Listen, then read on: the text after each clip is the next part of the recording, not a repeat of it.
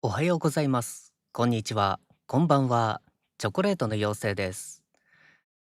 今回も同時視聴させていただきますホロライブさんの、3D ライブ。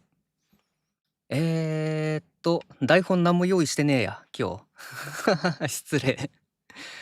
さっきまで仕事してて、慌てて帰ってきて準備した次第です。フローグローさん、前回、ちょうど1年ちょっと前かな。デビュー配信を同時視聴させていただいて、そこから、そうですね、すごく楽しみにしてました。特に、水宮スーさんって、アクロバットされるそうなので、どんなもんだろうってずーっと楽しみにしてたんですよね。なので、今日結構楽しみです。楽しみばっかり言ってる。そう。で、僕、ホロライブさんの同時視聴結構やってるんですよね。荒上オーガさんの師匠を守れ、集中、電流デスマッチから、リグロスさんの 3D ライブと、フローグローさんのデビュー配信と、またリグロスさんの、新しい環境でのライブっていう触れ込みでのライブだったかな、あれ。そう、ビルの屋上でやるやつ。そう、4つか、させていただいてるんですけれども、それ見てくれてる人は、察してると思うんですけれど、えー僕はワイワイ見るタイプではないです。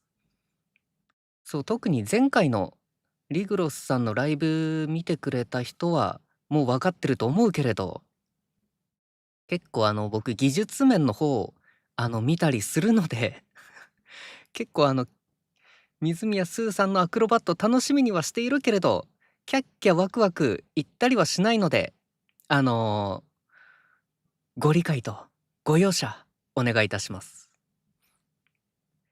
で、まだちょっと時間あるので、それぞれのタレントさんのことちょっと話そうかな。もうファントークなんですが、そう、じゃあ水宮スーさん、すごく元気な子ですよね。なんかホロライブ、大空すばるさんとかもすごーく元気で、パワーもらえるんですけれど、水宮スーさんまたちょっと違った感じで、なんだろうな、すごくこのみずみずしいそう、元気元気さんなんだよね。そう、大空すばるさんって結構勢いがあるタイプの方なんですけれど、水宮スーさんはほんと元気元気、ずーっと元気な方ですね。そう、だから、よく雑談とか、たまに聞いてるんですけど、聞いてるだけでおもろいんですよね。うん。で、リオナさんは、すごく職人気質な方なのかなっていう印象です。あまり配信見れてないんですけれど、たまに歌枠とか聞きに行くと、なんかそんな感じがしますね。で、ニコさん、おお、始まったか？そう、ニコさんは、すごくお歌慣れしてるというか、結構磨き上げてきたのかなっていう雰囲気感じますね。そう、初期の頃の雑談とか聞いてても、お父さんがすごい厳しい方らしくて、カラオケでめちゃめちゃ、この、鍛え上げられたらしいですね。で、もうほんと、そういうバックボーンがあり、さすがという歌唱力で、結構聴き入ってます。で、キキララビビさんは、おしゃれさんなので、僕結構聴いてるんですけれど、始まるかな？そう、結構聴いてるんですけれど、楽しいですね、彼女。そう、お歌もトークもすごく楽しくて、なんだろう、変な気分になる。そう。あと配信めちゃくちゃ長くて、あの、とりあえず YouTube つけたらいつも配信してるか。みたいな、ちょっと安心感もありますね。で、林道千早さんは、僕と趣味がもろかぶりしてて、もうずっと聞いてます。そう、レーシング系のゲームとか、首都高バトルでも、結構注目してて、いや、気持ちいいですね、ゲームの音とか。共感するポイントは、全部同じで、すごく、あ、分かるっていう共感ポイントめちゃくちゃ強くて、なんだろう、お気に入りです。お歌もね、結構パワフルでいいですよね。さてさてさて、一応ニコニコじゃないや、YouTube プレミアムなので、途切れることはないと思うんですけれど。よいしょ。さてさて、あと3分あるのか、もうちょっと喋れるね。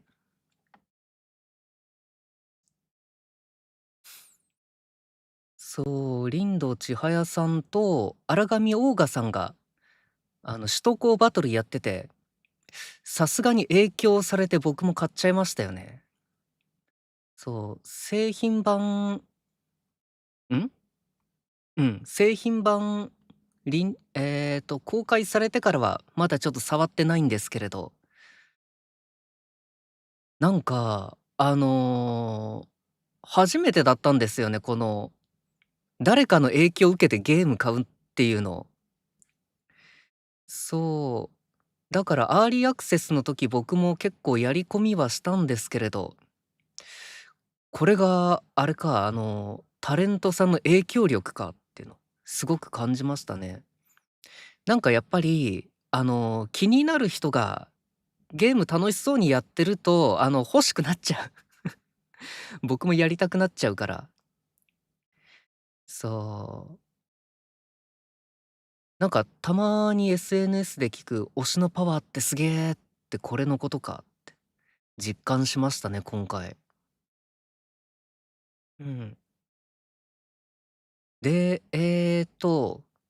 もうすぐ始まるか。今日のライブの見どころっていうのはどこになるのかな。普通に今の技術で、その作った 3D モデルの品質っていうのも見どころになるのかな。あとフローグローさんの専用ステージっていうのも多分お披露目されると思うんだけれど、噛んじゃった。その環境演出だとか、そう、3D で演出できる空気感だとか、そういうところも見どころになってくるのかな。前のリグロスさんのやつもすごかったですもんね。ステージの地面に、雨粒が当たったり、その反射だったり、観光橋もシームレスで変わってましたもんね。うん。お、始まるか？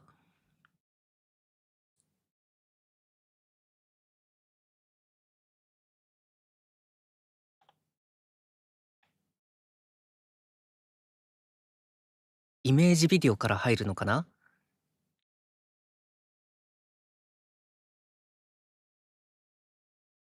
そう、この車にも確かお名前があるんですよね。なんだっけ？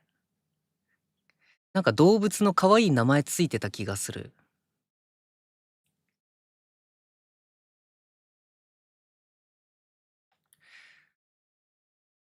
これ今しれっと流してるけど、この環境も作ってるのかな？首都高っぽいけど、ホロライブさん、東京都もしかしてもう 3D で作ってらっしゃる？前回のリグロスさんの 3D のやつでも、なんか街をビルの上から、この地平線まで続く街っていうのを描写してたけれど、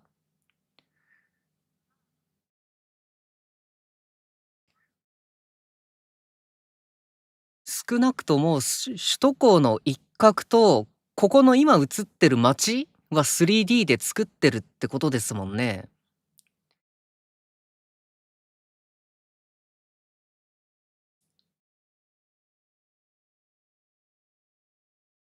あ、で、ライブ会場に。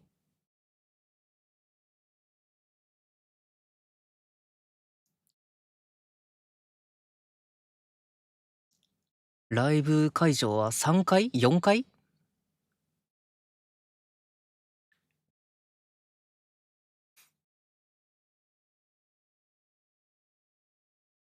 車もちゃんとライティング影響を受けてますね。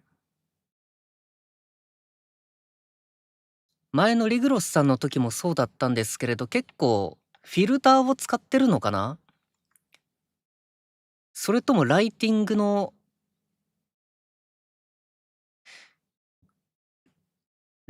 によるこの環境の影響で、今こんな感じで映ってるんでしょうか？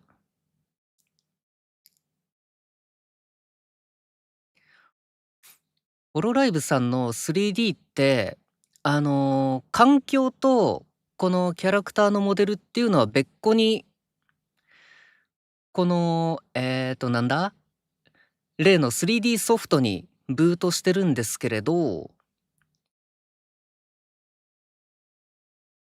この環境とモデルを合わせた、さらにそこでまたちょっとこの雰囲気のライティングの影響だとか、そういうのを同期させてるのかな？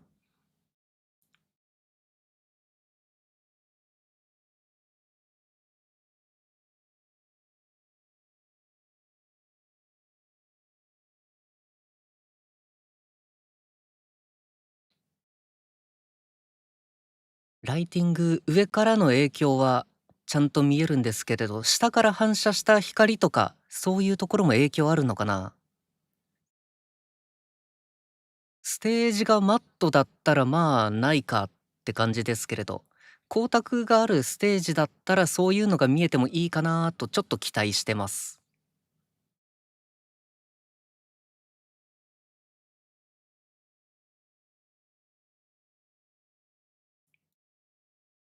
いいですね、この車っていう舞台装置。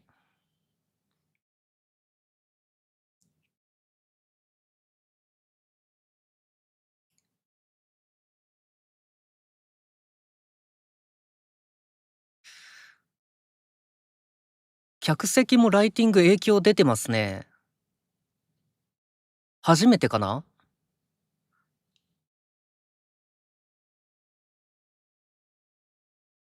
観客までライティングの影響を受けるって、今回初めてかな？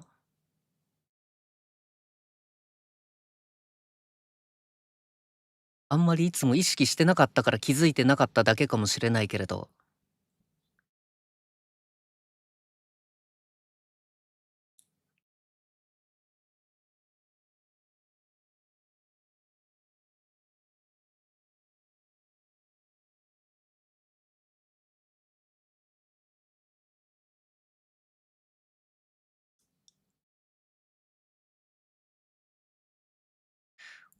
小道具さっと出てくるけれど、あれかな、スタジオではちゃんとこのスタッフさんとかスーって持ってきて、そこで反映してんのかな？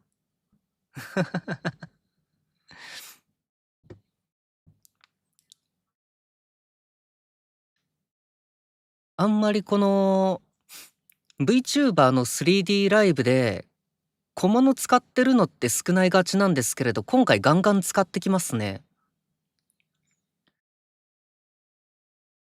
23年の狼美桜さんの誕生日 3D ライブとか、なんかトラックに乗ってやってきて、で、舞台袖に下がる時もトラックに乗って下がるみたいな演出あったんですけれど、あれもびっくりしたんですけれど、今回のこれも、もうドラム缶ないですもんね。結構裏方のスタッフさん頑張ってるのかな。ちゃんと鑑賞できる小道具っぽかったので、なんかあれですね、舞台の黒子さんみたいな、そういう裏の動きもあるのかもしれませんね、このライブ。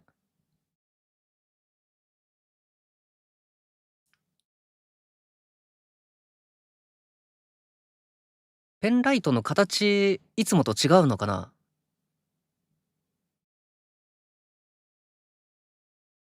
いつもの工場ですね。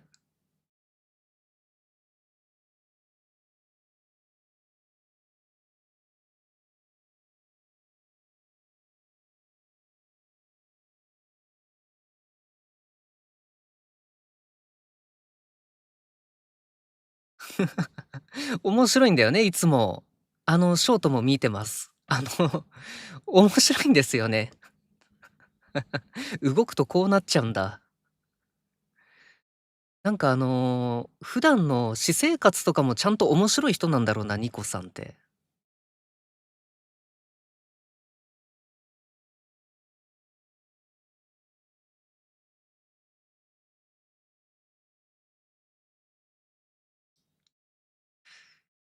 そう、ビビさんの配信結構聞いてるので、ごめんなさい、聞いてるので、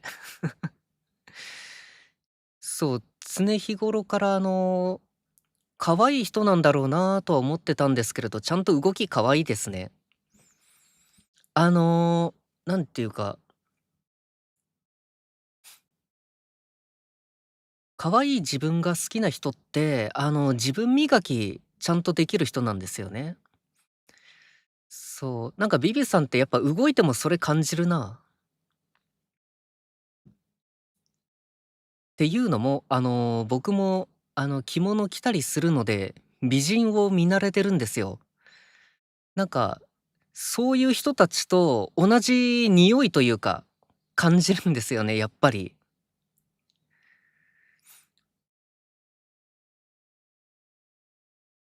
そう。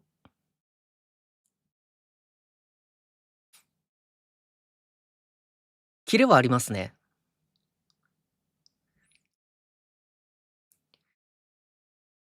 そう、でも、水宮スーさんって身長151センチでしたっけ？ホロライブ的には、低くはないんですよね。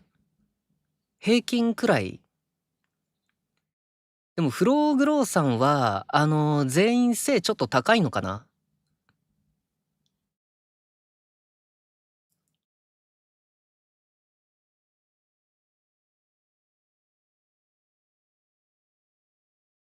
？3D モデルって、バーチャルの 3D モデルって、やっぱパンツスタイルだと、動きにこの、違和感がないというか、あの、鑑賞に矛盾がないじゃないですか？そ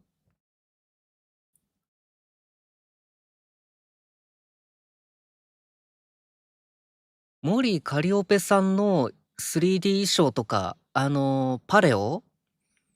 あれって、うまい具合に、動きに矛盾がないように、自分の足との干渉で、矛盾が出ないように作られてるんですけれど、そういう 3D モデルってなんかすごいなっていつも感心してて、今回フローグローさんの衣装のこのジャケットだとか、結構着崩してるじゃないですか。その辺で、モデルの矛盾が出るのか出ないかっていうのを実はちょっと見てたりします。林道千早さんのヘッドフォンの揺れお見事ですね。この VTuber さんの衣装デザインの時に 3D で動く時に矛盾が出ないようなデザインにしてくださいとか、そう、林道千早さんだったら首周りちょっとラフにして、このヘッドホン 3D で揺れるようにしたいんですよ、みたいな注文とかしてるのかなって気になりますね。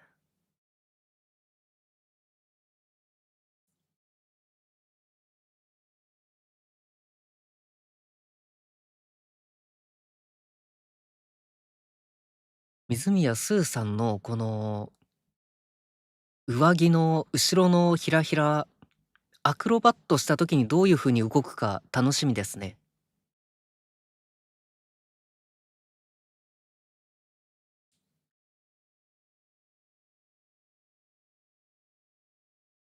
ビビさんのこの腕のひらひらは、これは物理演算ちょっと、更新入るかもしれないですね。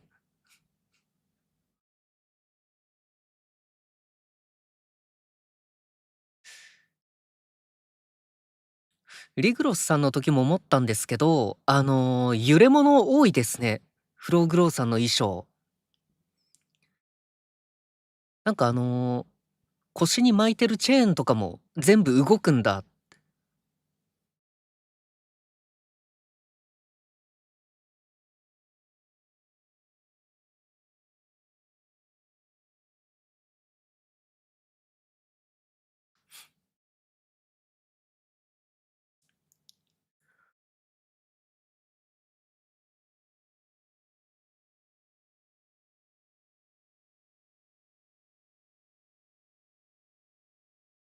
このちょっといやらしい話、キキララビビさんのズボンのこのボワボワ、貫通するのかな、どうかなっていうところをちょっと注目して見てるんですけれど、うまいですね。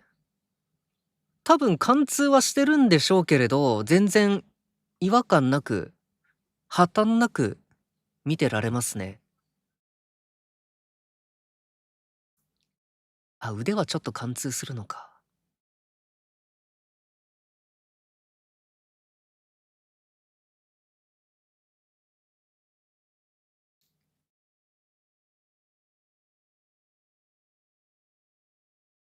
フローグローさん、ラップのユニットということで、ヒップホップ的な動きやっぱ結構多用されてて、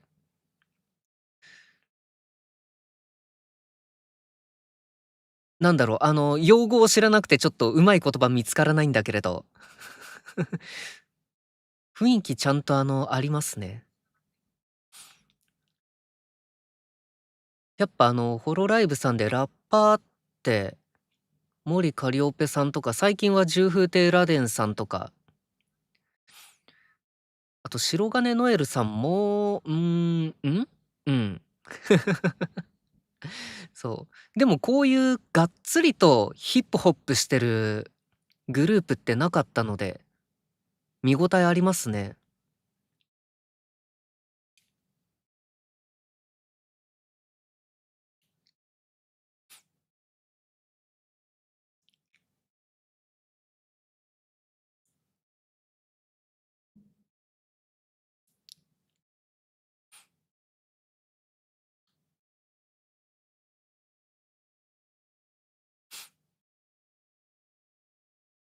おっと、失念していたけれど、今回はカメラ何台使ってるんでしょうか？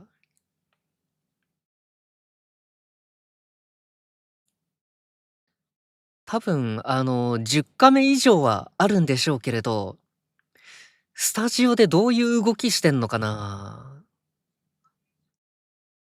ホロライブプロダクションさんのこのスタジオで公開されてる画像だと、天井そんなに高くないんですけど、この限られた空間で、例えば天井に近いところから俯瞰の絵を撮るんだったら、広角のカメラで撮って、でも画面に出力する時に、その角度を絞っているのか、こういうやっぱり入り組んだ情報が、やっぱり、その辺は公開されないので、気になっちゃいますね、どうしても。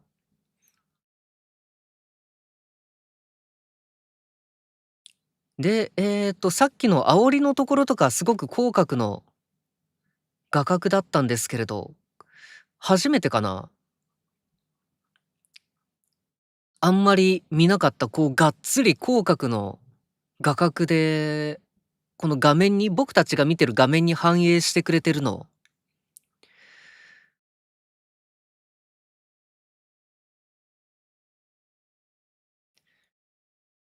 そう、いろんなカメラで捉えて、そのトラッキングした座標情報を Unity で、制御してるんですけれど、その Unity で動かしてる 3D 空間を、僕たちが見てるこの画面に表示するっていうとまた違うと思うんですよ。だから今日結構いろんな画角で映してくれてるんですけれど、そこら辺の制御ってどうなってるんだろう？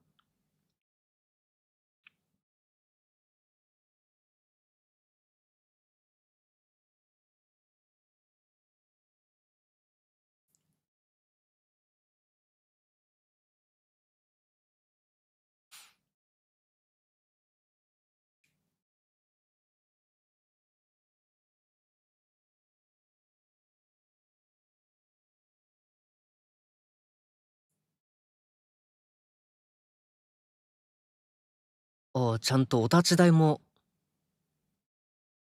いいですね。具体的な小道具多用してて、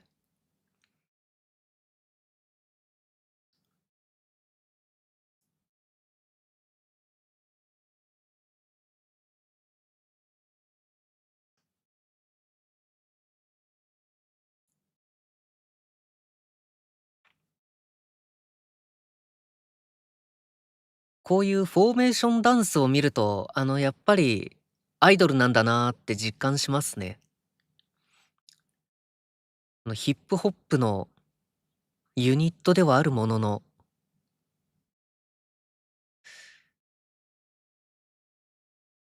振り付けはダンサーさんがやってるのかな？まあ、ダンサーさんがやってるんだろうけれど、このヒップホップとの噛み合わせとか、そういうところの裏話とか聞けたら楽しいんだろうな。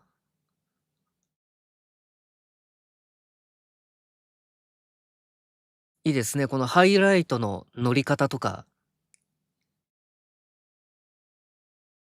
お立ち台で踊るんだ。ちゃんと足も使って。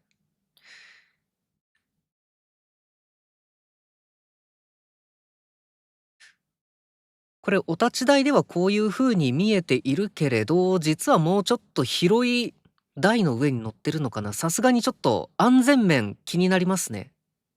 視聴者として。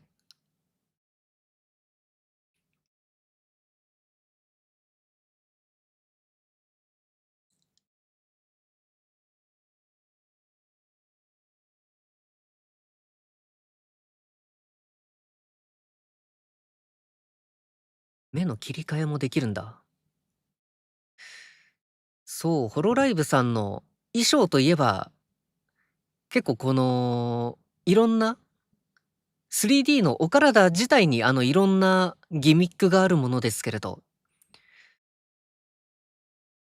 キキララビビさんの場合は、目のところ、変えられるんですね。高根ルイさんのホークアイみたいに。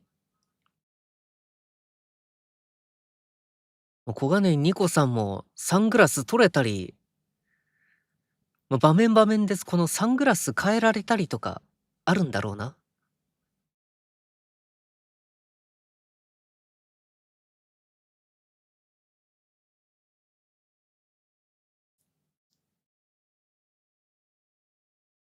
ここからはソロパート。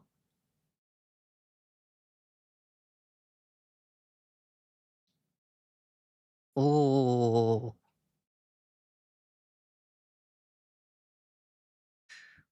このいきなり出てきたけれど、この出し方っていうのをワンフレームで出してきたのか、それとも内側からフェードする感じで出てきたのかとか、後で見返そうと思います。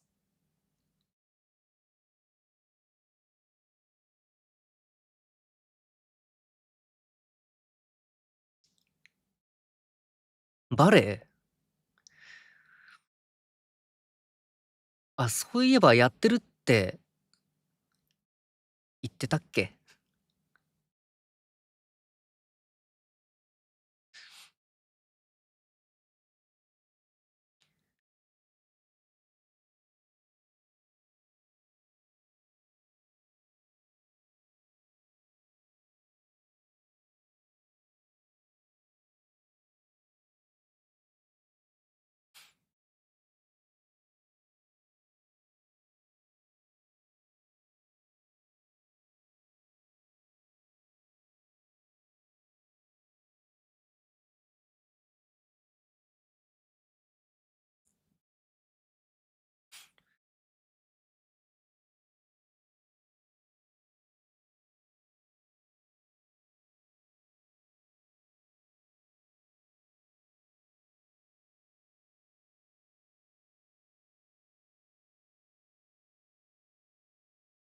いいですね。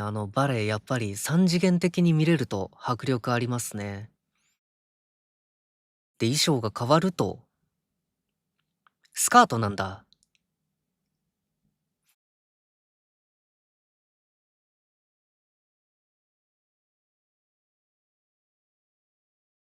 胸から腰に回ってるチェーンも物理演算で、独自の動きしてますね。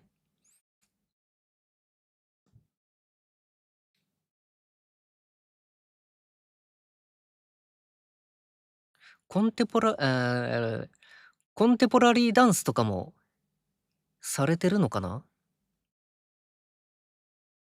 ジプシーダンスかな？あんま詳しくないんで、これだとは言えないんですけれど。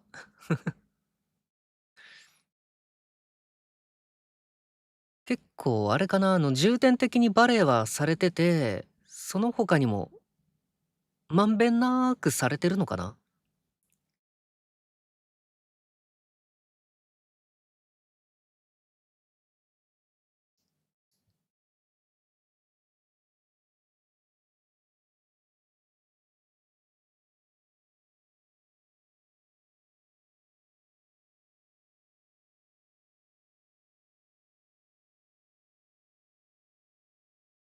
この下の、この模様は、どういう下から模様が浮かび上がってるのか、上から投影してるのか、上から投影してるっていう設定環境設定なのだとしたら、やっぱりこの 3D モデルとの噛み合いっていうの、フィルターレイヤーがまた違うのかな？だとしたら、今これ 3D モデルに反映されてるライティングっていうのは、さらに別個で演出として入れてるのかな？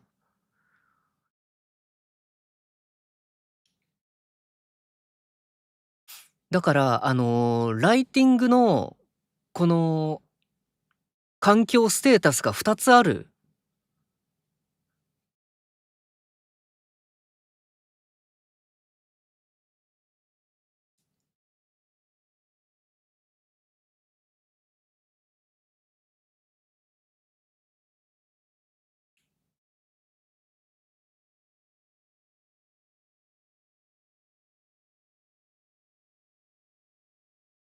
いいですね、画角の使い方。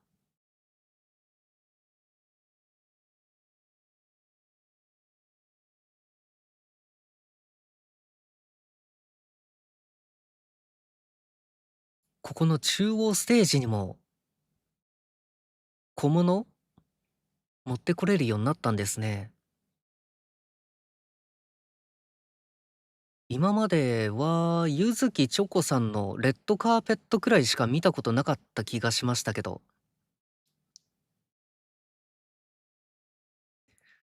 車からギター取り出したけど、これ、もしかして本当に車使ってる？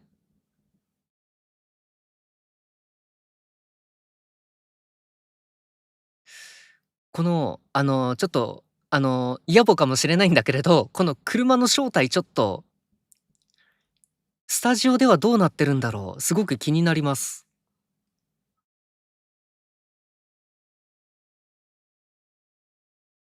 林道千早さんね、ギターの練習されてますもんね。特に最近は配信の方でも見せてくれてますね。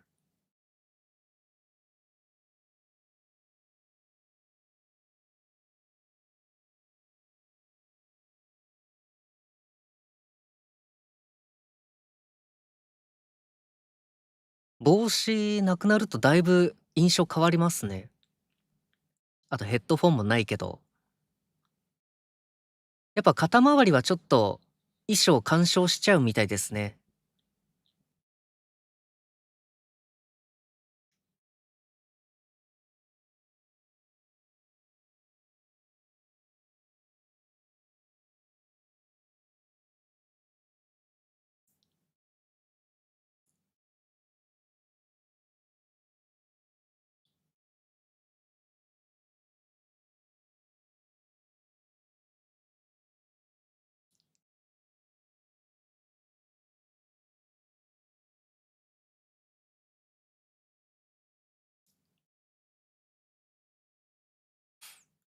いいですね。専用マイク。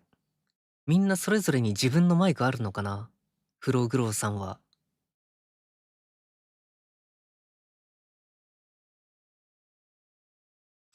このマイクスタンドも特注なんだ。あ、このトロンボーンってもしかして、林道千早さんご自身のでは？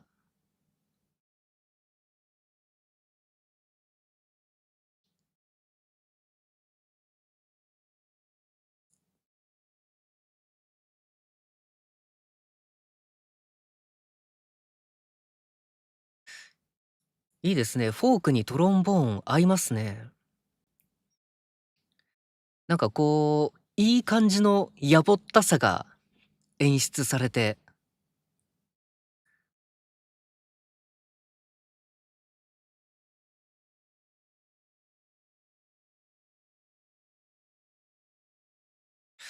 うわー。エンコード大変そう。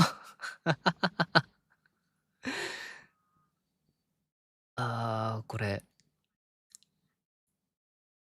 この谷郷社長が、この目標にしてたサマーウォーズの世界、そのサマーウォーズ映画で公開してた時のエンコード技術じゃこういうのできなかったんだろうなって思うと、ちょっとエモいね。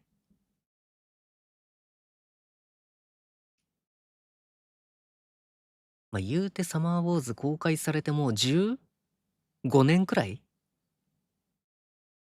もうじき20年になるのか。まあ、そりゃあ、あれだけどね、技術は進化していくものだけれど、これは、この鏡は三面台、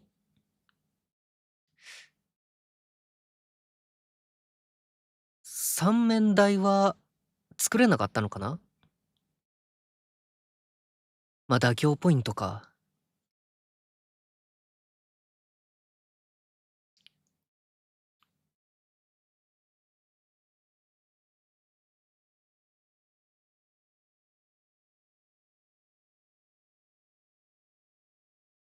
エフェクトも、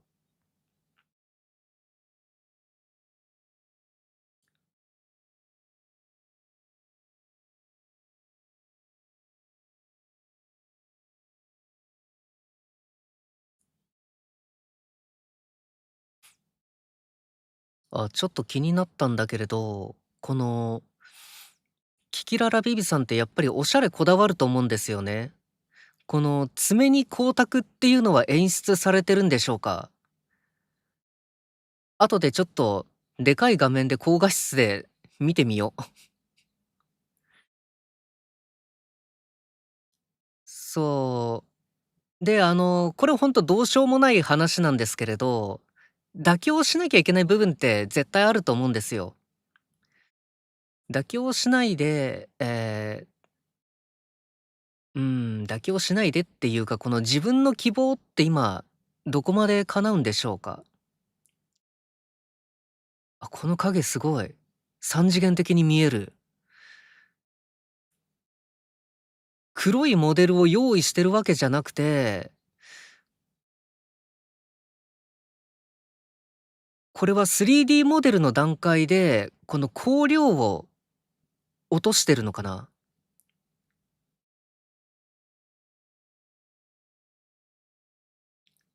ビビさんも専用衣装あるんだ。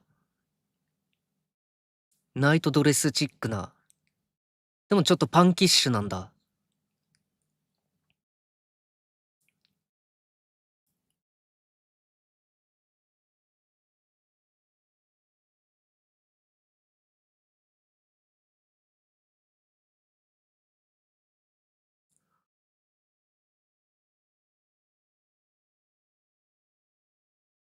ちょっとあれなのかな、クラブ感も出してるのかもしれませんね。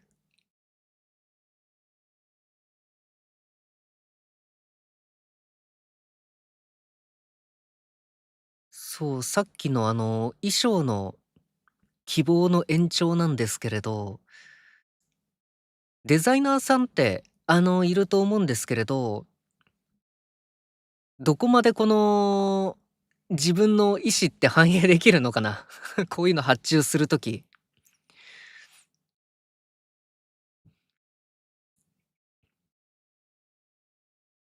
この水鉄砲が出っ放しのやつ。これあれか、最初のホロライブサマーで使ってたやつ、そのまんま使ってたのかな？今の。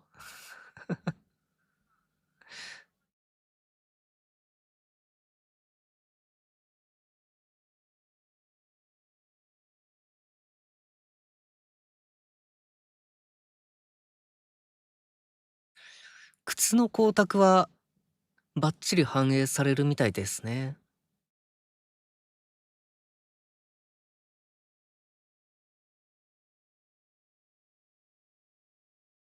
あ、ぬかった。この髪飾りのキラキラ見てなかった。ちゃんと環境のライティングに合わせて、このハイライトとか、このジェムの中の反射とか演出されてるのかな。後でもう一回見ます。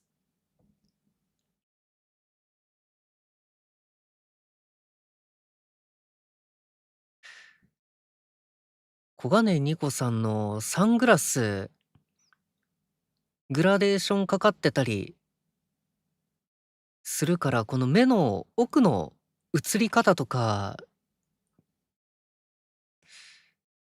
結構こだわってそうな気はするんですけれど、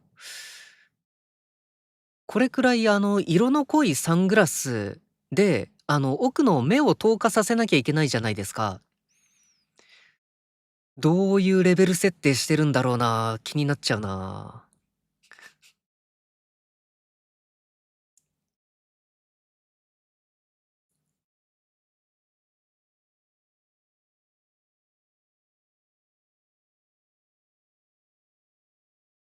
マイクは、さすがに物理演算入れてないよな。さすがにね。でも、数年後多分、この、マイクスタンドマイクスタンドを持ったまま歌うとかやったら、このジャラジャラついてる鎖とかも、物理演算で動かしたりするんだろうな。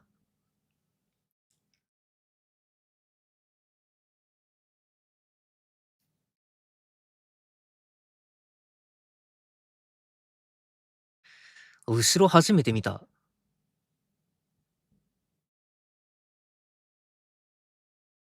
やっぱこの普段見れない後ろとか、ローアングルだったり、そういうところ見れるとちょっと嬉しいですよね。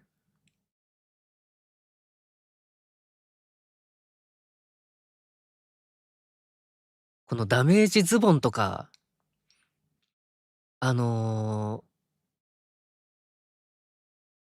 中も、中の足とズボンと別個にモデリングしてるわけですよね。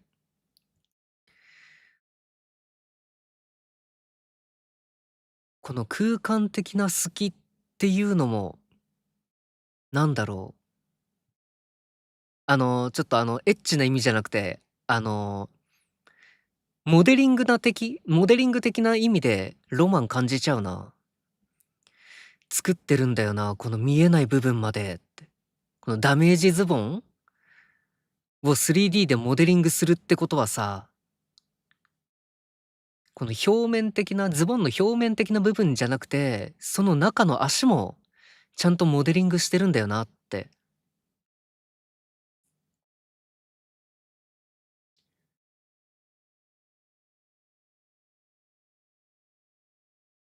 こちらの衣装も素敵ですね。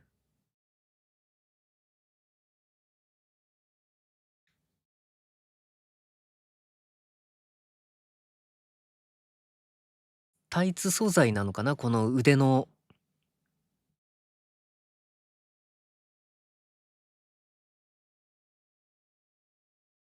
光沢の質感は他の部位と差別化されてるんでしょうか、パラメーターで。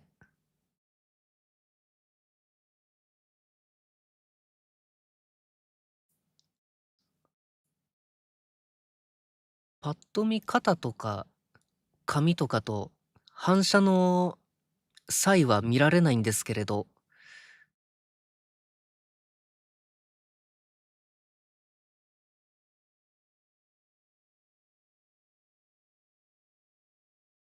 随分光沢があってツルツルした感じの質感に仕上げてるのかな。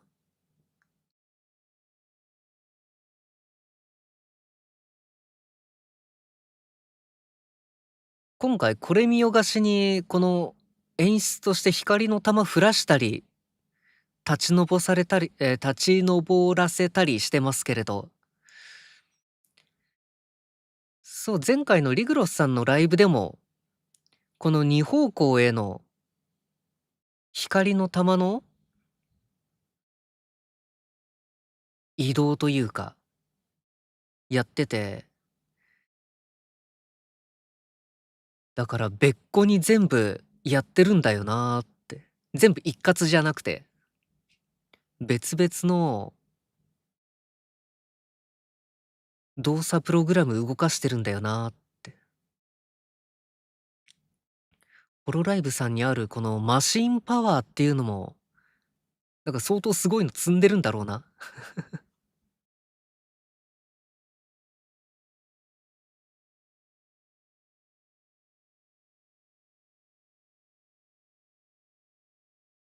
はい、楽しみにしてました。アクロバット、どんな感じなんでしょう。っていうのと、この 3D 衣装で破綻は出るのか出ないのか、実はそこが一番気になってます。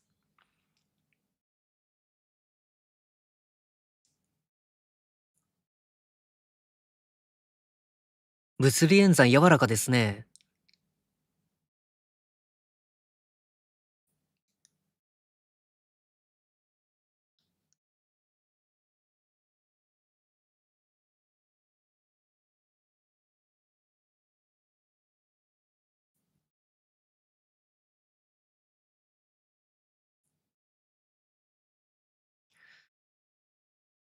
靴がでかいとけれん味があって、ダンスに合いますね。それだけでなんか迫力があるな。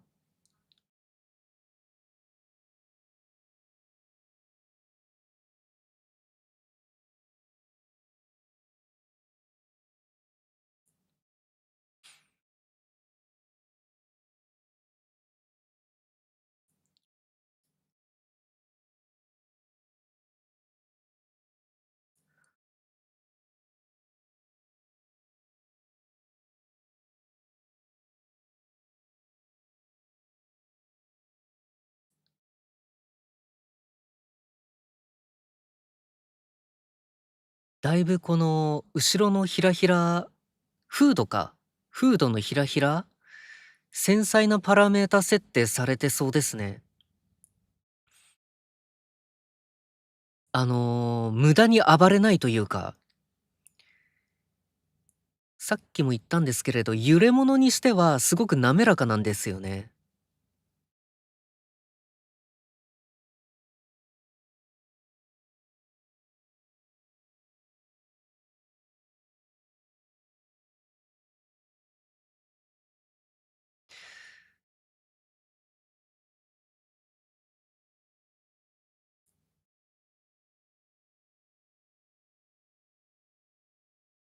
でも根元のあたりは硬いのかな。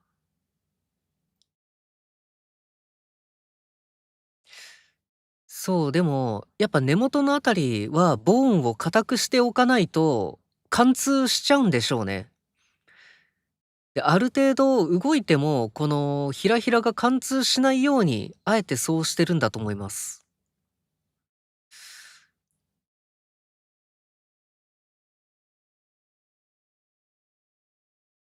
なんかだからやっぱ森カリオペさんのスカートというか、あのスリットってすごいんだな。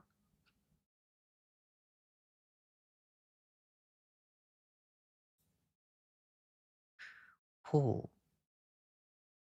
みんな全然この衣装の雰囲気違くて楽しいですね、見てて。水宮スーさん、この飾りもたくさんついてて、どれがどう動くんだろうって注目してしまう。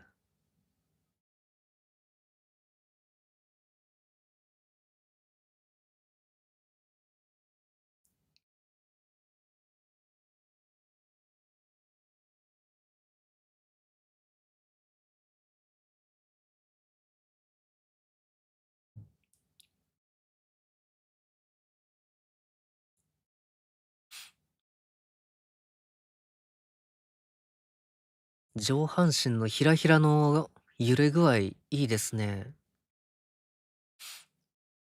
すごく自然。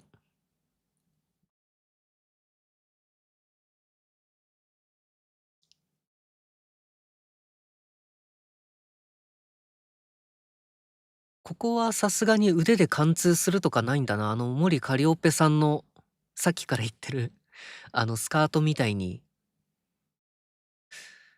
そう、だからやろうと思えばできるのかな。この干渉しない、干渉とか貫通、そう、貫通しない、衣装としての形状の破綻をしない、この動き。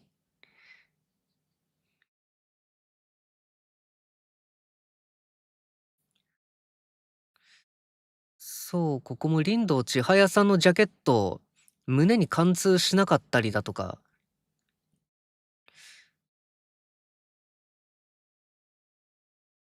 そう、でもビビさんのこの腕のひらひらと、胸のひらひらはちょっと貫通してそうですけれど、このできるところできないところの差異って何なんだろうな。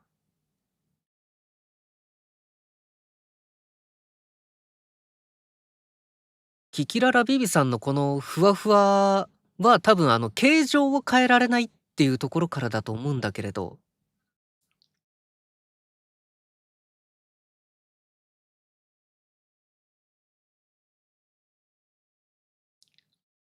この地続きのパーツは多分貫通しないで、あの、衣装としての破綻なく描写できるんでしょうけれど、キキララビビさんの腕と胸のひらひらは多分独立したパーツなので、干渉しちゃうってことかな。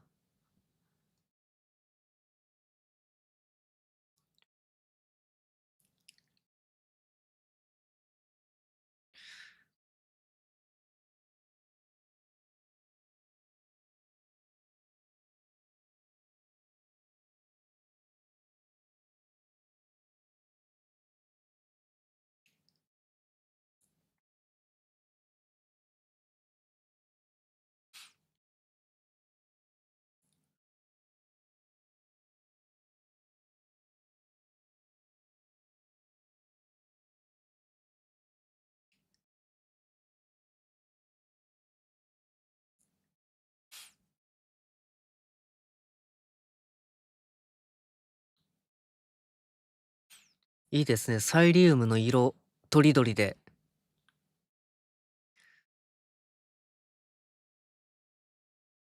やっぱこの客席にもライティング反映されてると、すごくライブ感ありますね。以前のこのライブってどうしても客席ちょっと別次元感というかあって、そう、なんかそこだけ空間が浮いちゃってたんですけれど、あと今回、観客満員御礼ですもんね。スカスカしてるところがなくて、全部埋めてますね。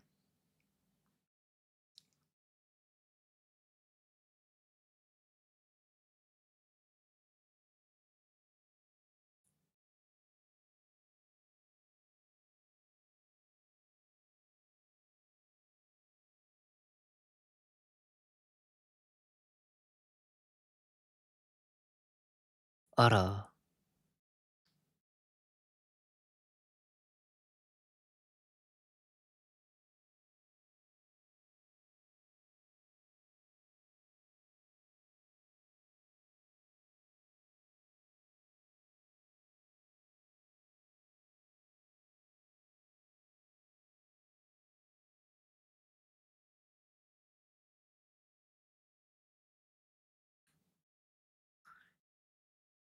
いいですね、こういう絵。手前と主役とバックと、この階層的な描写、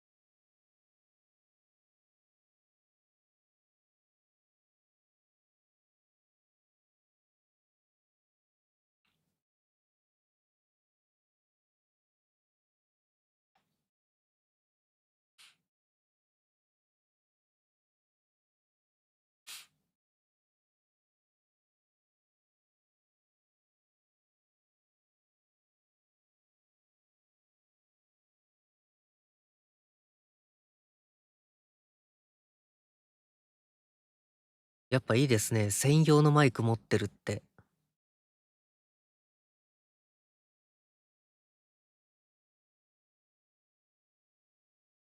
専用のマイクもどこまで希望通るんだろう。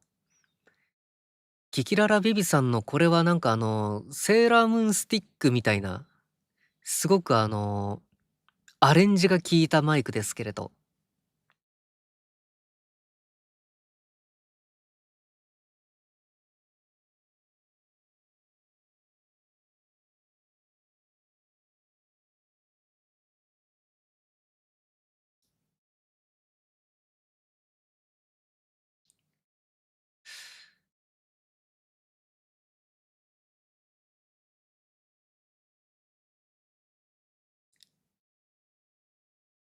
小金井ニコさんのパンツを見る限り、下からの反射っていうのは、多分今回は反映してないんでしょうね。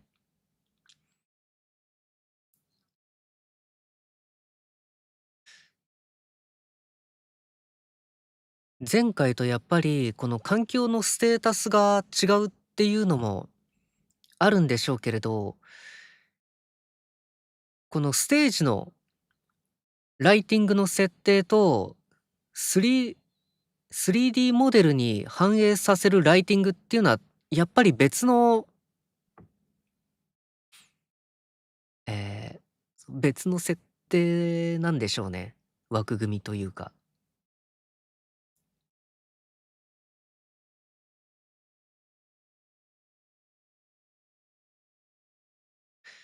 で、そう、その 3D モデルへのこのライティングへの反映っていうのは、じゃあどの段階でやってるんだろう。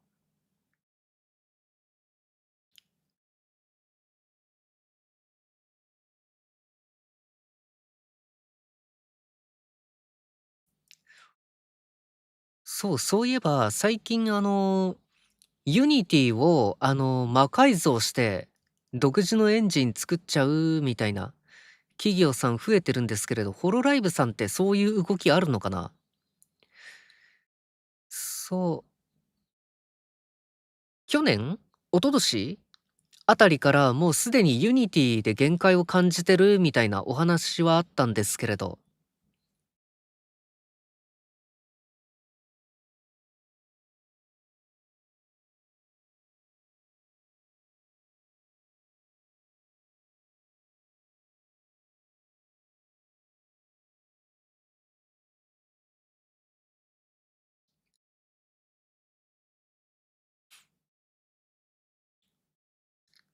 あ、そういえば、水宮スーさんのアクロバットは、見れずじまいなんですけれど、やっぱりア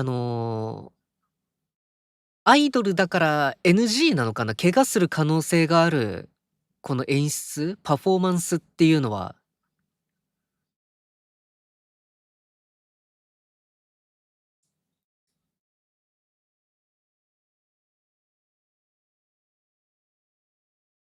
それとも、あれかな、個人のお誕生日の 3D ライブとかではやってくれるのかな？期待しておきましょう。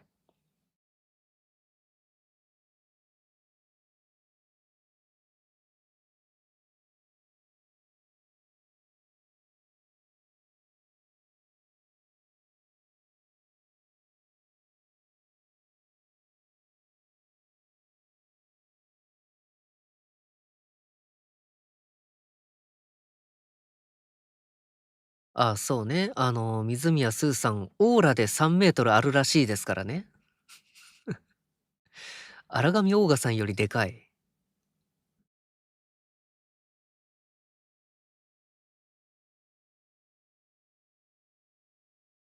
随分セクシーを通り越してムーディーな曲でしたね。そう、でもなんかフローグローさんって、出た当初、結構アングラな雰囲気のユニットになるのかなとか思ったけれど、今回セクシー路線で、いよいよちょっとわからなくなってきたというか、あの、このアイドルとしての要素というか、側面とこのどういう折り合いというか、つけてくのかなっていうのを、今後もまたいろんな形のヒップホップ見れるんでしょうね。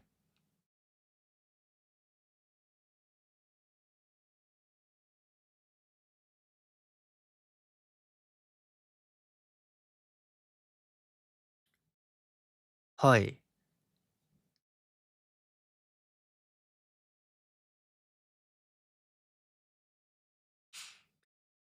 このジャケット、実際の CD で出してくれたら、すごくかっこいいんだろうな。アルミとか、スチールボックスに入れて出してくれたら、映えるんだろうね。部屋の一角に飾ったりだとか。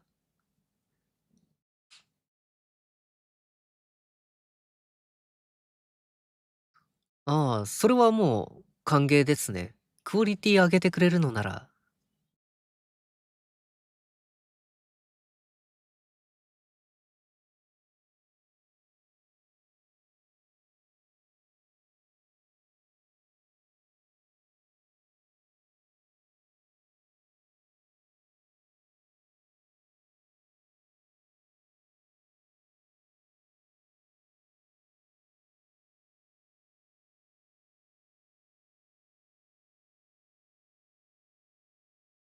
これね、あっという間に売り切れたらしいですね。僕の弟もホロライブさん見てるんですけれど、敗北宣言してました。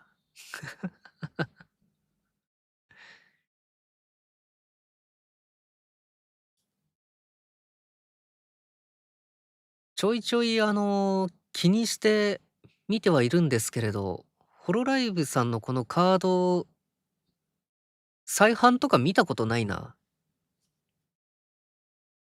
コミケとかでは、再販されてるみたいなんですけれど、実際のお店でお見かけしたことないな。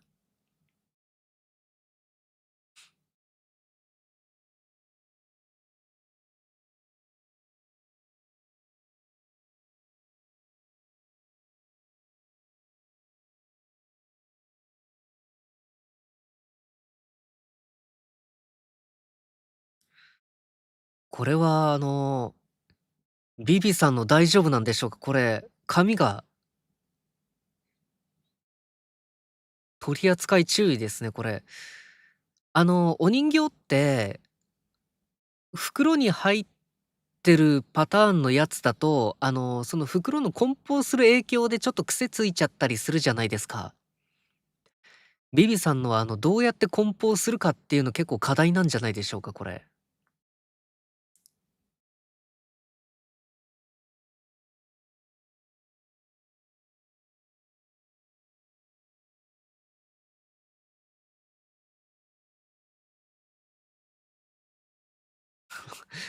このね、面白いことしないと死んじゃうのかな？でもちゃんと面白いからすごいですよね。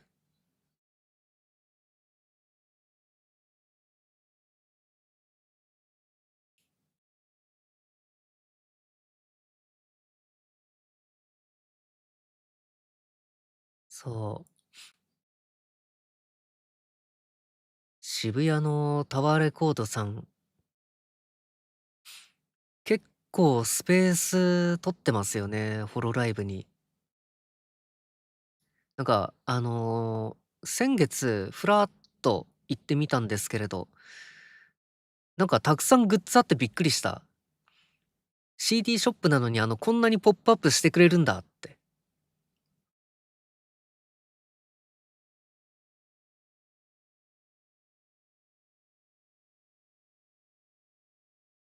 あ、最近やるようになったこの推しカメラ？限定メインカメラね。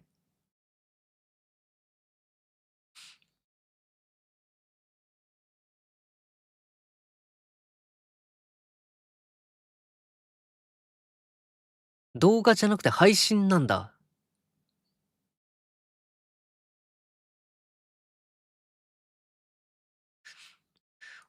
へえ、定期配信ね。あの、3年くらい前、ホロスタの方はホロスタのアップローさんでは、定期 3D 配信ってやってましたけど、そういうのやるのかな？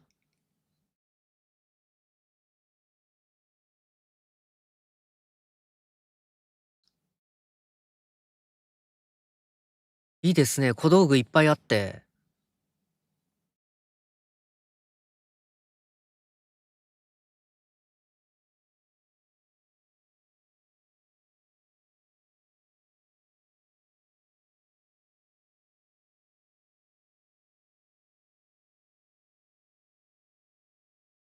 ちゃんと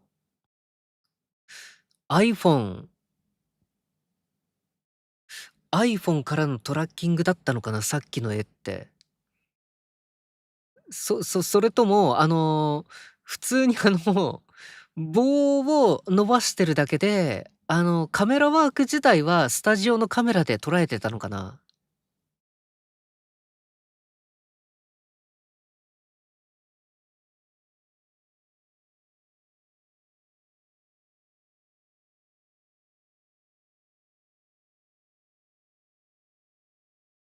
花道ね。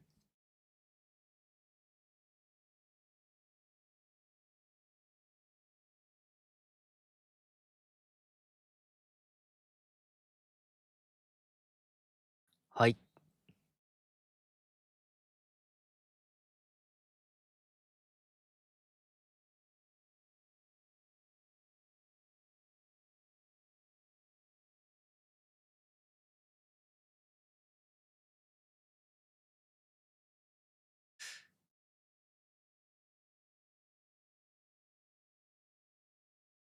すごいな、ほんとに全然この胸に襟？ジャケット全然干渉しないじゃんね。多分貫通はしてるんだけれど、うまい具合にぐるった。うまい具合に貫通の仕方がいいんでしょうね。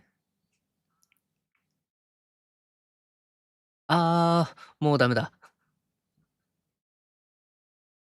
今もう15万人見てますからね、このライブ。ちょっと画質落ちちゃいましたけど。でもミラー配信なので、多めに見てください。タイミング合わせのためのミラー配信なので。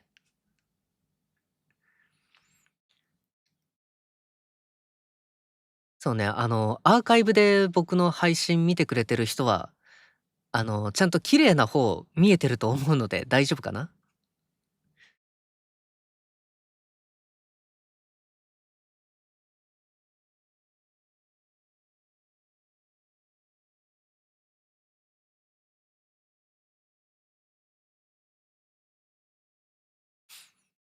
はい、ありがとうございました。最後にファンサもしてくれるのね。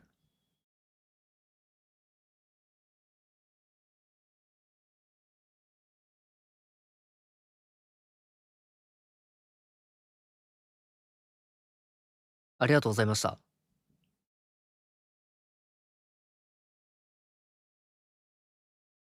これは何の時間？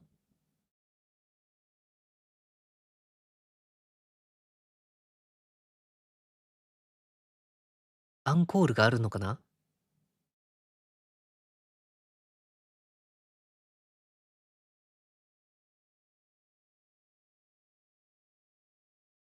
コメント欄もアンコールアンコール言ってますね。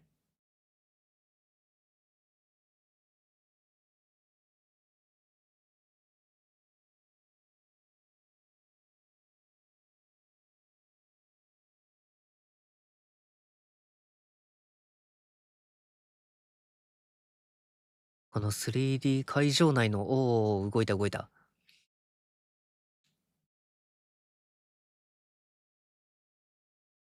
アンコールしてくれてるみたいです。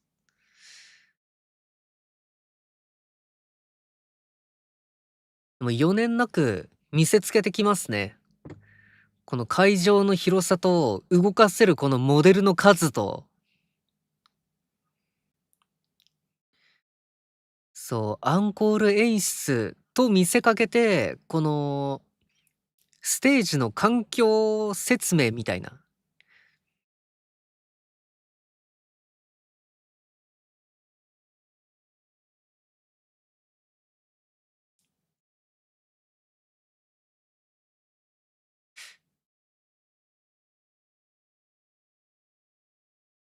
ホロライブやっぱ初期から見てると圧倒されますね、これ。なんかこう言っちゃあれだけど、狭いステージの 3D 環境で、客席もまあ、まばらな 3D ライブやってたのに、今もうこれ、どれくらいの規模なんだろう。3万人か4万人くらいの箱なのかな。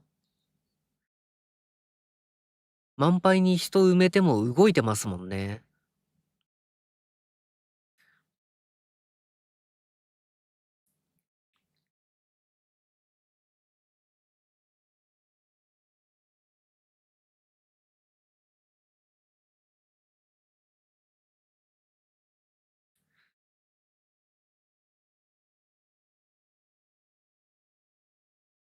カメラのカメラのこの動きというか、すごく自由にもできるようになったし、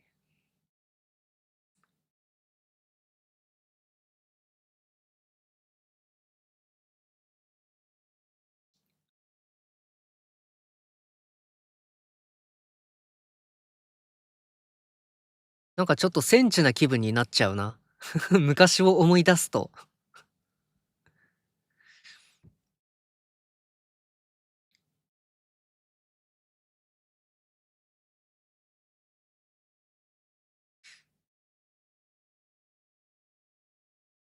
ホロライブ、この3D での配信をするって、時のそらさんのデビュー配信の時点では、谷郷社長、サマーウォーズのオズを目指していたんですけれど、今ってじゃあどこ見てるんでしょうね。まだオズなのかな。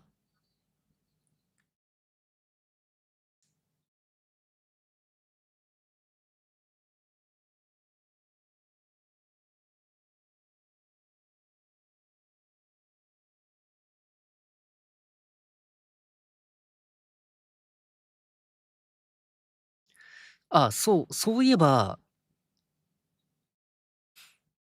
会社、なんか変わったんですよね。カバー株式会社さんは変わってないんですけれど、何会社かみたいなところ、今プラットフォーム会社名乗ってるんでしたっけ？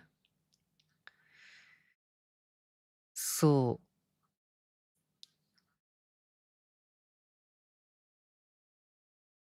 だからいよいよフォロワースの方での、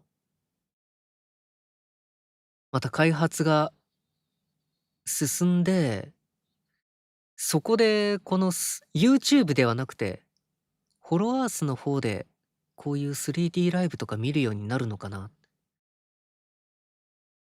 僕たちがVR ゴーグルとかつけて、フォロワースやって、そこでこのライブ感が味わえるとか。今目指してるのってそこなのかなっていうのをちょっと感じましたね。そう、森カリオペさんとあずきさんの、初めてフォロワースでやったライブの時も、3次元的に見れて楽しかったですもんね。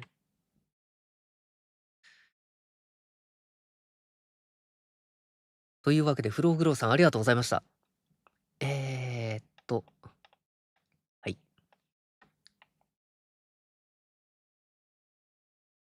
なんかお腹いっぱいになっちゃったな。そう、ちょっとこれ変わる前に、ちょっと、えーっと、ウィンドウキャプチャー一応ちょっと閉じといた方がいいな。はい。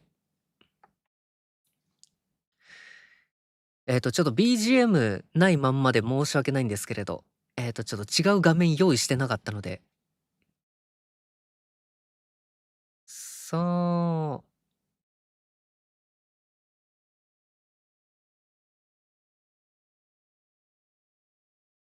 あれかな、今回の変化点というか、あーあんまり使いたくない言葉なんだけれど、進化点というか、新しくやり始めたっていうのは、小物の多様結構ありましたね、今回のライブ。ステージ中央に、車持ってきたりだとか、フグ太郎だ。フグ太郎持ってきたりだとか。そう、で、フグ太郎の中から、キャストさんたち出てきて、で、かつ、その車の中に小物も収納してて、取り出せて、そのままライブができる。うん。フグ太郎どうなってんだろう、本当。あ、ここからはなんかメンバー限定コンテンツになるらしいですよ。配信の方を見てる方は。僕はちょっとフローグローさんのメンバーシップ入ってないので追い出されちゃいましたが、はい。メンバー入ってる方は、引き続きそちらの方をお楽しみください。また、もうしばらく僕くっちゃべってますね。うん。ね、あとドラム缶だとか、お立ち台だとか、お立ち台意外だったな。お立ち台に立った上でダンスしていいんだってなりましたね。うん。そう、3D 空間の中で、あそこだけちょっと演出として、あの、ごまかしを入れてるとしたら、まあ、危なくはないんですけれど、スタジオ内に本当にお立ち台を立てて、そこに登って、ダンスをしてるってなると、結構思い切ったことしたなと思いました。やっぱ怪我のリスクありますからね。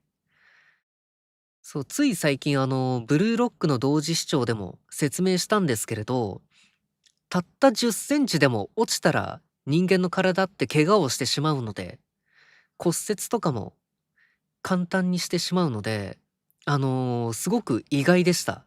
お立ち台っていう演出は。そう。いや、びっくりしたな、あれ。そう、ホロライブさんずっと見てきて、安全面めちゃくちゃ気使ってるなっていうイメージがあるので、多分、お立ち台はごまかしでちょっと座標をいじってるんだと思うんですけれど、むしろそうだと信じたい。ああ、やっぱちょっと心配ですもんね。実際にお立ち台に立って踊ってるってなると。うん。そう、だから、裏を返して、逆にそういうことできますよって、あの、この演出としての融通聞かせられますよって。あ、っていうか、ゴンドラとかやってましたっけ？そういえば。もう最近だとロボコさんのお誕生日 3D 配信だとか、ね、だんだん心惹かれてく歌いながら、竜の背中乗って、ライブ会場ぐるっと回ってましたもんね。そういう類のやつかな？だったらいいな。だったらいいなっていうのは、タレントさん怪我がしないように、そういう演出、僕たちに魔法を見せてくれるの。うん。言うて狼美桜さんのはマジっぽかったけどな。そう、この配信の途中で、言及した狼美桜さんのトラックの上に乗って現れて去ってくっていう、あれはちょっと半分マジモンっぽかったけどな。そう。本物のトラック使ってないにしても、あれは、荷物運ぶ台車とか、そういうの使って演出してたんじゃないかなって当時は思ったけれど、うん。そう、何にしてもこの安全面ではちょっと魔法を使っていただいて、やってほしいですね。派手なことをちょっと映える演出があるとしても、うん。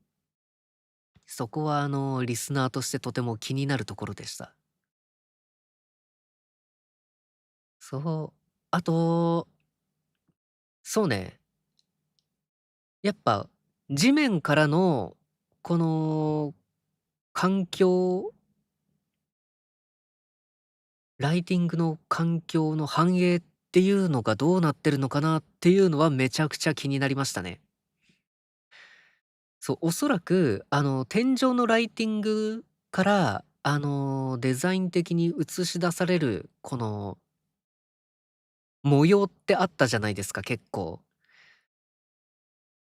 そう、あれをやってても、その、タレントさんの 3D モデルが、そのライティングに干渉しなかったじゃないですか。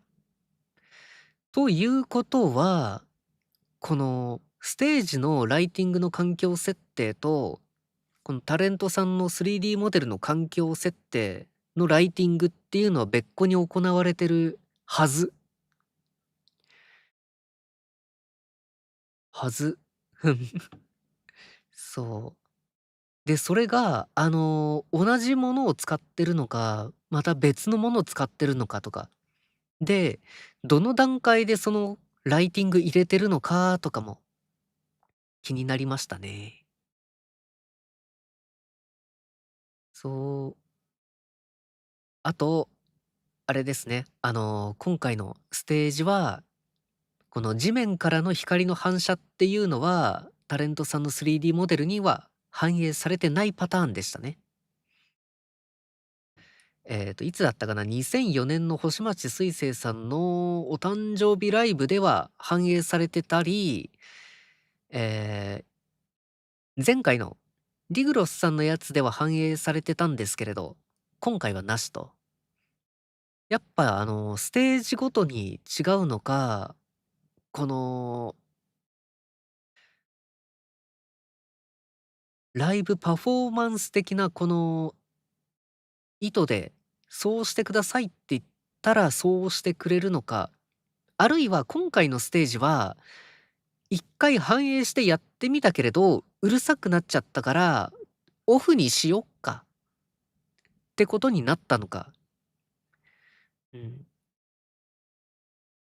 そう、やっぱニコさんのパンツ見てたら、やっぱライティングちょっと反射したらうるさくなっちゃうかなとは思った。うん。逆にこの今、衣装のお披露目でもあるから、それがちょっと分かりにくくなっちゃうのかなとも。うん。そういう意味で引き算うまかったのかな。うん。そうね、あとちょっと途中で気づいて気になった、それぞれのネイルにツヤがあるのかどうかをこの後確かめてみようと思います。そう、そこの光沢だとか、光の反射具合とか、ライティングは、まあ、あるでしょうけれど、うん、そこまでちょっとなんだ、レベル設定の反映とかされてたら、面白いですね。キキララビビさんの髪飾りのジェムは、キラキラ動きに合わせて、このカットの反射が描写されてたので、あそこはお見事でしたね。そう、あとやっぱりこの揺れ物、全部この物理演算のレベル一緒じゃなくて、やっぱ部位ごとにちゃんと違うレベル設定してるんだっていうのを、分かるレベルで調整されてたのもちょっと感動的でしたね。そう、さっきの初期の頃の 3D ライブとか、思い返してみると本当にやれること増えたんだなって。そう。やっぱ今回の観客の物量とか凄まじかったですもんね。そう、その上で、空間に光の玉たくさん出したりだとか、一方向に降らせるんじゃなくて、上に立ち上るのもあったりだとか、この光の玉のデザインも結構何種類かありましたよね。5種類くらい？そう。このユニティって環境の中に、このステージのなんて言えば分かりやすい？ホロライブさんはステージとこのタレントさんの 3D 衣装と、別の、フォルダーというか、フォルダーって言った方が分かりやすいな。格納してて、で、じゃあ、この、3D 空間のフォルダーの中に、どれだけのライティングの、あの、設定だったり、種類だったり、そういうの格納してて、それを全部動かしてんのすごいなっていう。うん。そう、ちなみにタレントさんの 3D モデルを別のフォルダーで格納してるのは、アップデートがあった時に全部丸々書き換えなきゃいけないので、それだけで多大な時間を消費してしまうから、タレントさんの衣装とステージのこの情報は、別の、フォルダいわゆるフォルダで格納してるみたいです。うん。で、だったら、このタレントさんの 3D 衣装に反映されてる、このライティングっていうのはどの段階で、反映されてるんだろうっていうことを、僕言ってたんですよね。そう、3D 衣装の格納されている、このフォルダの中で、ライティングやってるのか、この、3D 環境とタレントさんの 3D モデルがガッチャンコした、その先で、さらにライティングの処理してるのかとか。そう。でも多分前者だろうなっていう感じはしましたね。うん。そう、やっぱこのなんだろう、バーチャルの世界のこの情報っていうのはレイヤー化されてるものなので、そう、平面的なもんじゃないんですよね。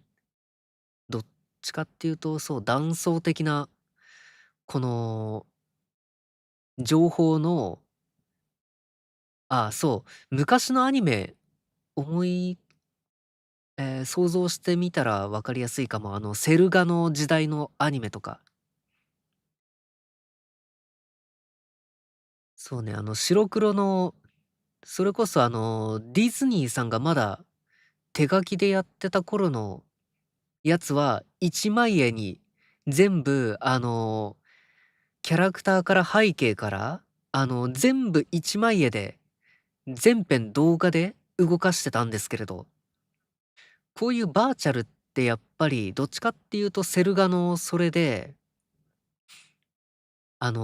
僕らが見てる画面で映し出されてるものって、本当にそれだけじゃなくて、もっと多い断層的なところで動かしてるので説明するとほんと分かりにくくなっちゃうな。うん。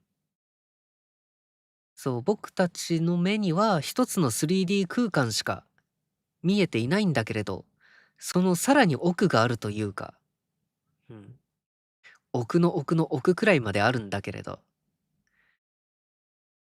そう、そういう奥の奥の奥の方まで、ちょっと見通してみると面白いよねっていう、そう、この同時視聴で僕が見てたのって、その部分なんですよね。なんかもうホロライブ初期から見てるんだったらちゃんとタレント見ろよっていう意見もあるかもしれませんが、それはこの後ゆっくり見るのでご容赦ください。そう、やっぱりわざわざ同時視聴してるので、あんまり意識して見ない部分、普段見ない部分についてちょっと語りたいなって、思ってるので、そう、なのでホロライブさんの 3D の同時視聴の時は、毎回こんな感じで喋ってます。荒上オーガさんの、電流デスマッチは、普通にファントークしてますけどね。うん。あれは別。はい。いや、そんなこんなで、えまとめると、今回、やっぱ小道具たくさん、これから出せますよって、それも背景としての小道具じゃなくて、ちゃんとタレントが鑑賞できる小道具。今回だとドラム缶だったり、お立ち台だったり、あとマイクもまあもちろんそうなんですけれど、そう、黒子さんというかバックダンサーさんも、ちょっと影から出てきたりだとか、そう、ワンフレームで出てきたのか、フェードで出てきたのか、気になりますって言いましたけど、やっぱその辺の、このバーチャルマジックのあたりとか、やっぱちょいちょい、アップデート入ってるんじゃないでしょうか。そう、やっぱホロライブのこの 3D ライブといえば、素敵なエフェクトの中から現れるとか、結構あったので、そう、この、ほんとにワンフレームで出てくるか、フェードで出てくるかって、結構今後の演出に影響出ると思うんですよね。そう、今までのって間違いなくワンフレームで登場してたんですけれど、そう、そうね、例えば、ホロスタのセカンドアクトの荒上オーガさん荒上オーガさんの話ばっかりで申し訳ないんですけれど、荒上オーガさんってワープっていう演出してたんですよ。で、その時って、闇に消えて闇から出てくるみたいな、そういう演出だったんですけれど、あれは、あの、多分 3D 3D モデルの方のタレントさんの、あっちの方の影のレベルをいじって演出されてたと思うんですよね、多分。そう、だけど、今回のこのバックダンサーさんの登場っていうのは、じゃあどうなんだろう。うん。この 3D 環境の方の、いや違うか。3D 環境の方とガッチャンコする時に、どういう風に出てきたのかみたいな。いつもみたいにワンフレームで、パッて同期させたのか、それともスーってフェードでインするように同期したのか。うん。いや、3D モデルの方で、そもそもやってたかもしれないけれど、でも同期するタイミングで、このワンフレームで同期するのか、フェードで同期するのか、ここ選べるようになってたとしたら、今後の演出さらに凝ったものにできるようになるよねって、そんな気がしますね。めっちゃ細かいところですけど。うん。そう、あと衣装の貫通のところ結構突っ込んで、お話もしてたんですけれど、やっぱりこの、衣装地続きなところに関しては、鑑賞っていうの結構気を使ってデザインもしてるのかなっていう印象でしたね。そう、林道千早さんのジャケットと、胸が貫通しなかった、腕も貫通してなかった気がするんですけれど、やっぱその辺ってどう動いても貫通してないように見える、あの、デザイン、モデリングっていうのを、意識してされてたのかなっていう。キキララビビさんの、腕と胸のポワポワしてたところとか、あれも、貫通はしてたけれど、なんかイメージ崩れるというか、頭の中でこの違和感出るような潰れ方じゃなくて、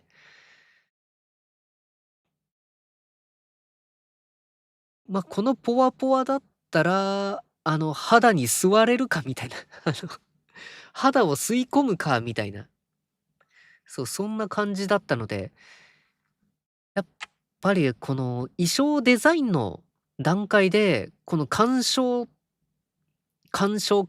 っていう部分にちゃんと向き合ってるんじゃないかなっていうのを、今回の衣装ですごく感じましたね。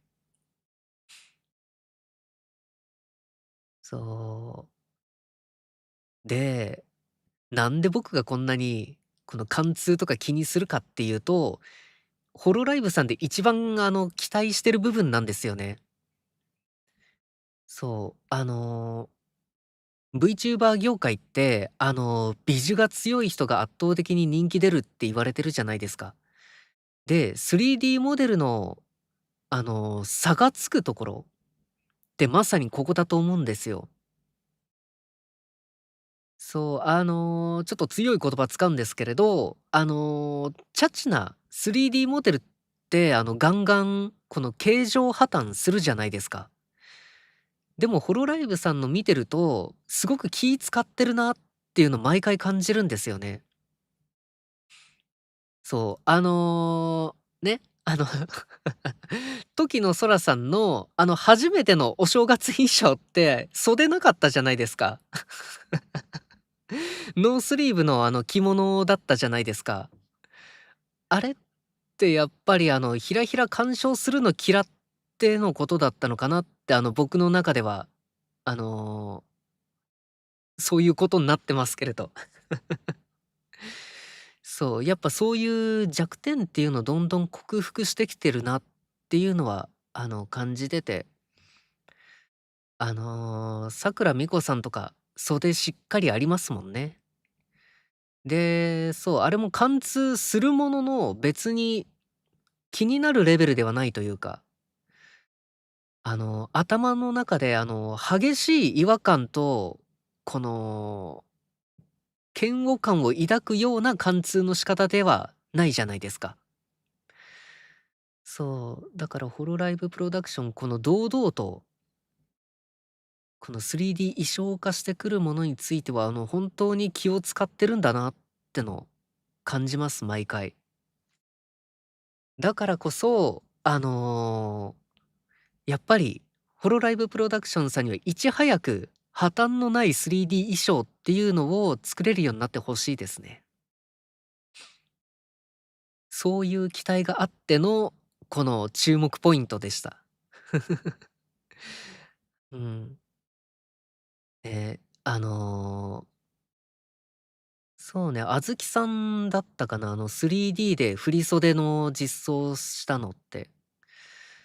そう、やっぱり、振り袖って、袖が長いから、ガリガリにこの衣装に影響するわけなんですけれど、この振り袖の袖が、この下半身の裾に貫通するんじゃなくて、避けるように、裾を避けるように、ボーンを入れたりだとか、そう、そういうの楽しみですよね。完璧な 3D 衣装というか、破綻がない 3D 衣装。うん。そう。そういう、あえて破綻を見せないデザインっていうのを、ホロライブプロダクションだと浴衣衣装、あの、なんかびっくりしました、あれ出てきた時。袖が、三角形なんですよね。二等辺三角形で、干渉の余地がないデザインしてて、あれはびっくりしました。そう。でも足の部分すごくストレッチなんだっていう。大神ミオさんとかは逆にそのストレッチなところを利用してギャグにしてましたけど、いや、でも、そう、面白かったですよね、あれ。着物じゃない、浴衣がお股ビヨーンって伸びるの。そう。だから、ああいう、そのリアリティのぶっ壊し方っていうのはすごく面白くて、楽しかったんですけれど、そう、やっぱり僕が、期待する部分としては、破綻がない 3D 衣装、ぜひ、ホロライブプロダクションさんで、それ作ってほしいですね。というわけで、はい、この同時視聴を締めていきましょうか。はい。いや、多分少ないでしょうね。僕みたいな話してるライバーさん。面白くなかったでしょう、別に。ありがとうございました。ここまで付き合っていただいて。はい。それじゃあ、締めてきますね。はい。今日は、フローグローさんの 3D ライブの同時視聴にお付き合いいただき、ありがとうございました。また、アーカイブにある方も、見ていただければ、嬉しいです。だいたい同じこと喋ってますけど。それじゃあ、ほんとありがとうございました。またね。